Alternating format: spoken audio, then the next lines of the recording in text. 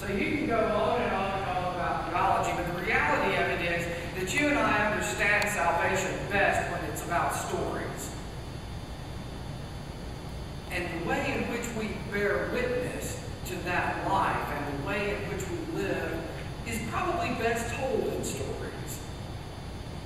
The man that I met in Richmond, Virginia, he had moved out of his house when he was 16 years old because he told his dad he was gay. His dad kicked him out. And so he moved all over the country, from one city to the next. He and his partner settled in San Francisco in the early 80s. By the end of the 90s, he nursed his partner as he died of AIDS, knowing that he was HIV positive and would soon contract AIDS himself. And so he made his way back to Richmond, Virginia, to the Tidewater area specifically. He went home after 25 years because he knew he was dying.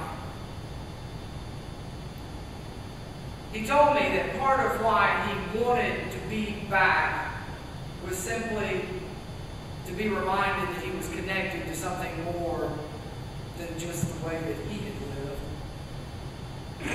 And he made his way back, and his mother opened her arms and welcomed him.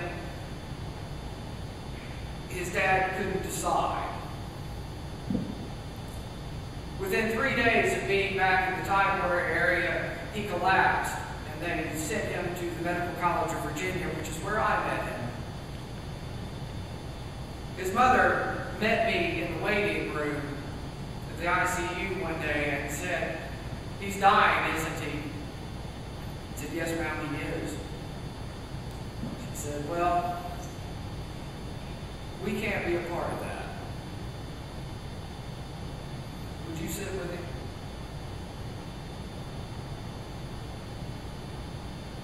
You and I bear witness to our faith by being present with those who are dying. To bear witness to salvation and the realities of God being a forgiving and grace-filled God, a God who welcomes us and opens his arms to us and calls us home. Marge Carpenter, former moderator of the General Assembly, when she was moderator, she went on behalf of the Presbyterian Church USA to Nicaragua. There had been a number of priests and Presbyterian missionaries who had been killed by the rebels in Nicaragua.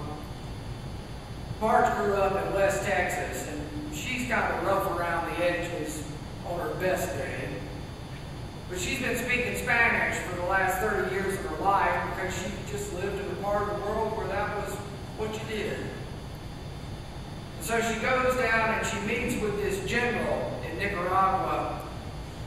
On behalf of the Presbyterian Church USA, as the General Assembly's moderator, she's there to express our concern that people who bear the gospel into that part of the world are not safe to tell about the life-giving grace of Jesus Christ.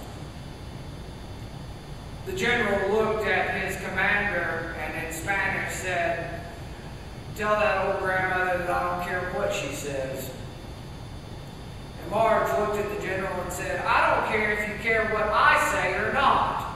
I'm here on behalf of 2.5 million Americans who care an awful lot about what you say and what you do here.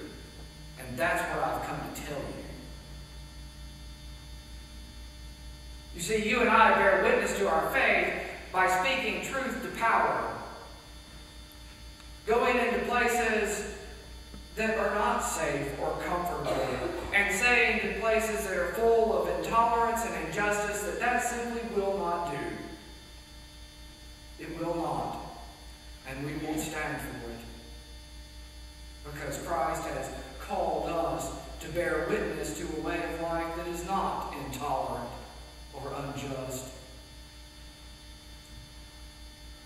A friend of mine is a singer-songwriter in Monterey, North Carolina. His name's David Lamont. And David, from the time that he was 16 years old, has traveled all around the country singing music that he has written.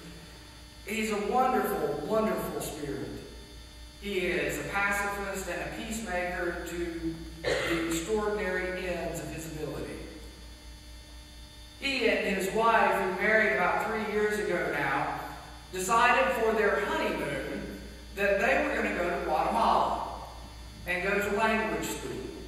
He said, I know that that's not your typical honeymoon. It's really something that a bunch of geeks would do, but that's who we are, and we celebrate it. So we went to this language school in Guatemala to learn the language. And while David was there, he was walking to school one day and passed another school, just really kind of a small little mud hut on the side of the road. And he stopped in to sing songs with the kids and laugh as only David can. He met the teacher, and the teacher introduced him to the headmaster of the school. And the headmaster took David out, and David said, what do you need? And the man said, well, really what we need is we need a well that can provide clean water. And then we also need a latrine so that we've got a place that the kids can go to the bathroom. And David said, well, yeah, of course you do. That just makes sense. How much does a well cost? The man looked at David and he said, $300.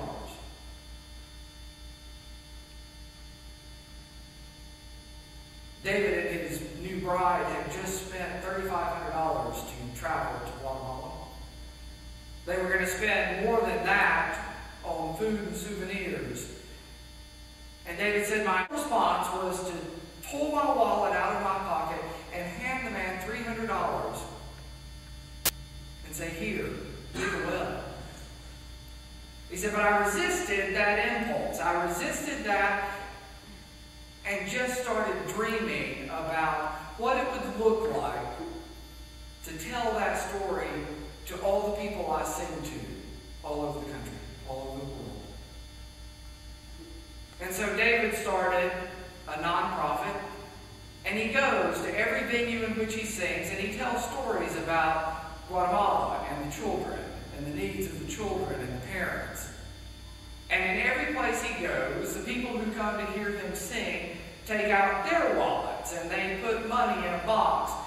And his commitment is that every dollar that someone puts in that box will go to do ministry, real ministry, in that community.